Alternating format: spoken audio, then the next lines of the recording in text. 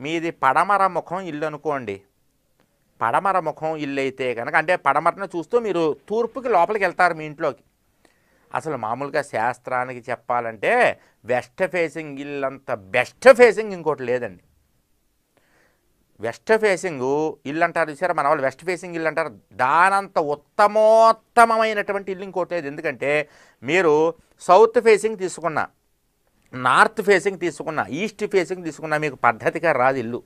West ఫేసింగే కరెక్ట్గా వస్తుంది. ఎందుకంటే మన వాస్తు ప్రకారం దేవుడి గది ఈశాన్యం మూల ఉండాలి, వంటగది ఆగ్నేయం మూల ఉండాలి, పడక గది నైరుతి మూల ఉండాలి. అంటే ఈశాన్యం మూలేమో దేవుడి గది ఖచ్చితంగా ఉండి తీరవలసిందే, ఆగ్నేయం మూల వంటగది ఉండవలసిందే. చక్కగా వంట ఆ మూల చేసుకుంటారు, దేవుడి గదిలో ఈ పూజ ఈ మూల చేసుకుంటారు కదా. ఇక వచ్చిన వాళ్ళు వెస్ట్ ఫేసింగ్ ఇంట్లో ఏం